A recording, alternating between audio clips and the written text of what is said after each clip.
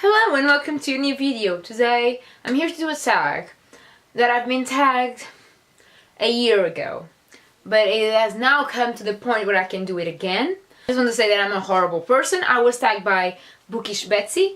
I will leave her link down below. The original tag is by Read Like Wildfire, also gonna link down below.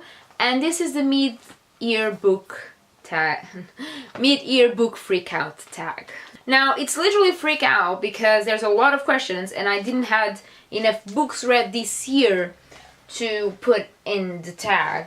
So what I did was I tried, and there's a lot of repetitive answers, but at least you're gonna get a smaller video than I usually do because I know I talk a lot. So let's jump right in. The first question is best book so far in 2018. For that, and I've already mentioned that in other books, in other videos, is My Not So Perfect Life by Sophie Kinsella. In terms of like enjoyment, I really enjoyed this book. It was so funny. It's a 4.5 out of 5 stars for me. So funny. I love Sophie Kinsella. She is my queen. I love everything she writes. It's like, it's a given that I'm gonna enjoy, like the writing of it and the story, but I really enjoy this one. I think it's also very relatable to this day and age and to us living in 2017, because some of the books I've been reading by her are from 2010 or 12 or 8, so this one is more up to date, and that it's noticeable because it involves social media and Instagram and stuff like that. Question 2 is best sequel you've read so far this year. Now, shame on me, I've only read one sequel this year. I'm actually currently reading that, and it's The House of Hades, the 4th book in the Houses of Olympus series. Now, again, there is a sequel that I want to read this year that I haven't read yet because it has come out fairly recently, but I am enjoying this one thoroughly. So far, it's the best sequel I've read this year because it's the only one. I am really enjoying this one, and I feel like things are really happening in this one, so I'm really excited and really into the book. Third question is newest release you haven't read yet but want to, and that is Leah on the Offbeat by Becky Albertalli. Now, this is like the sequel to Simon vs. the Homo Sapiens Agenda, mainly because it's around Leah, who is the best friend of Simon in that book. I picked it up in Brazil as it was a recent launch at the time. It still is quite recent. It was released last month, and I really do want to read this book. I think it's going to be really funny, really interesting, really exciting to read about, you know, an inclusive book, a diverse book. It's very important to read those books. I wanted to read this book during June because it was Pride Month. Didn't get to it. It's fine. Every month is Pride Month. And so I'm gonna read this one this summer, I'm pretty sure. So yeah. Most anticipated release for the second half of the year. Now, we are already on the second half of the year. I think in the beginning of July, or like the first week of the last week of June, this book came out. I already have it because I finally found it in the bookstore. I was excited, so I picked it up. And this is the new book by Sophie Kinsella, and she's surprised me. And this is a story of a couple, Sylvie and Dan. I'm really bad with names, I'm sorry. And they are together for 10 years, they have twin girls, everything is fine, until they are reminded that they will be together for more 68 years. And suddenly they realize they are very accommodated, and they start worrying about, you know, being bored of each other and stuff like that. So they start, like, I think they start thinking of like making surprises for each other, and chaos ensues because that's what I'm guessing it happens, because that's what usually happens in Sophie Kinsella's books. Chaos just happens, and I think these little surprises are really good props to that, and I can't wait to watch things go badly and laugh out loud because of how awkward these characters are gonna be. So yeah, I'm really excited to read this book.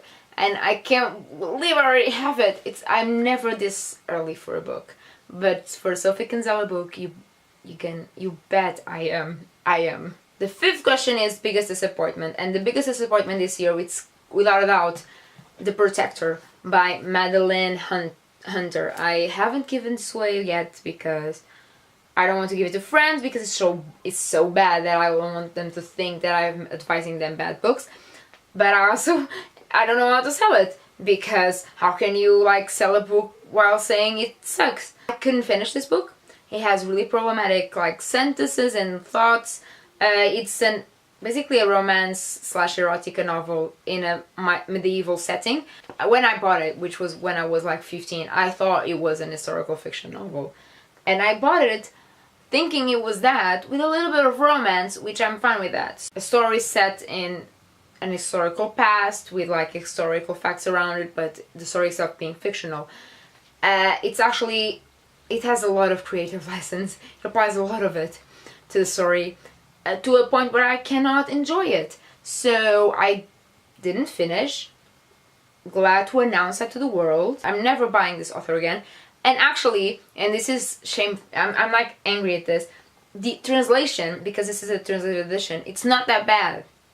I mean, there's so many amazing books being badly translated, and this one, it's not one of them. This is just an horrible book, badly well translated. Which again, allows me to say that I won't read this author again. The question 6 is biggest surprise, and for that I'm gonna say Robinson by Muriel Spark. I read this for classes, and I mean, this book, like, it's so hard to find. You can't buy it anywhere, you have to order it online. Muriel Spark is a Catholic Scottish author from this book is published in the 50s, and it's so cool that a female author just took this story, this classic narrative, and appropriated it and made it female-centric, which has never been done. Not well, not in the way she did, which she literally took our protagonist, January Marlowe, which the entire name itself is already it's such a reference to so many literary classics, and her plane crashes in an island in Azores, which is an archipelago in Portugal. I mean, I think they are going to Azores and they crash midway through there. So in some desert island owned by this guy called Robinson, and she's the only female in that island, which, as a female reading that, everyone was very concerned. And the story has a mystery plot through it, but what I think I love about it, it's the appropriation of a traditionally male narrative by a female author, putting a female character in the center of it, and it's so good. 7 is favorite new author. Now, this is gonna sound weird because I already knew this author because he's a comedian here in Portugal, but now I just want to read more of his books. This book was a collection of his opinion columns in the newspaper here in Portugal. He's so funny, you can read this so fast because you can read one by one every day, or you can just read a bunch of them as I did, and it's so funny. I found myself laughing out loud in the bus, like in Lisbon. It was a bit embarrassing sometimes, and it's an amazing book. So this is Ricardo Araújo Pereira. He's a Portuguese comedian. You won't know him if you're not, if you don't talk Portuguese, but if you do talk Portuguese, then check him out because he's amazing. Very smart comedian, very, very funny. 8 is new Fictional Crush. I don't have a new crush, but I am enjoying the Heroes of Olympus series, and I really am enjoying all of these characters. I ship like everyone with everyone. It's beautiful. Not with myself, they're way too young, but I do like these characters, and I still love Percy a lot. And I also think that Nico is a really, we are discovering that Nico is a really misunderstood guy, and my heart breaks for him, and it's amazing. The next question, 9, is newest favorite character. I'm gonna give that to Simon. I read this book in the end of last year, so it was fairly recently that I read this book. I love Simon. He's so cool, and I want to be his friend, and he's also very caring and a very attentive person and a very good friend.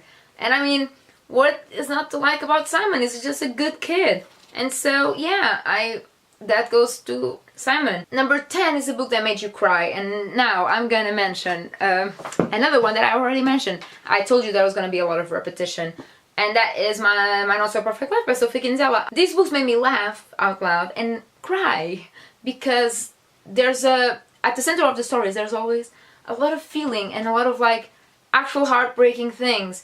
So in the story, and this is not a spoiler because it's kind of like it's told to you right in the beginning, she has lost her mom, and it's sad that it's really sad because it has so many repercussions in the way she is and the person she is. I mean, by the time she acknowledges that, I'm like crying, I'm sobbing. And again, the next question is the book that made you happy, and that would also go to Sophie Kinsella books, because those books made me really happy, because just the soul of the book is good. Sophie Kinsella's books make me happy and emotional, and I love that they make me feel like that. Number 12 is favorite book to movie adaptation, and that goes to Guernsey's Literary and Potato Peel Pie Society. It's a really long title. It's with Lily James, a lot of cast from Downton Abbey. I watched it with my mom. We loved it. We cried, we laughed. It was so good. I haven't read the book because it's a really short book, and I did love the movie. But I might read the book. Do tell me if you've read the book, let me know in the comments, and I will consider reading the book someday. But I did love the movie. So heartwarming, so it has so much heart in it, and beautiful, and I mean, it makes me want to go to that island, and it makes me want to like explore more of the United Kingdom, which I already want to do, so it's concerning. I really, really enjoy that, and yeah, I would highly recommend watching that movie if you want to sob a little bit. It's a really good movie to watch with your mom if she loves Downton Abbey, which my mom does, so it's a very appropriate movie for my family to watch together. The next question is favorite review you've made, and I'm gonna leave a link to my favorite inspiring female writers that I did in March. I'm really happy with that video. I'm really interested in that. I really love talking about inspiring female authors. I'm really happy about that video that I made, so I'm gonna leave a link to it here in the suggestions and stuff, and you can check that out because I'm really happy with that video. 14 is the most beautiful book you've bought this year. So I don't have a lot of actual really pretty books, and this year the book that I like to cover the most, it's a really recent purchase. It's one of the only books I bought this month, and that is The Awakening by Kate Chopin.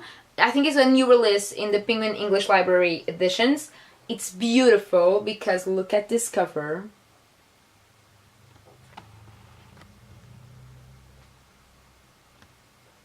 It's beautiful. I love the spine, I love the colors, I love this cover, and it's so beautiful, and yeah, so I'm really, really happy with this purchase, and I think it's a really pretty book. And the last question, finally, I'm sorry, I know I'm speeding, but my battery is about to die, so yeah. The last question is, what books do you need to read by the end of the year?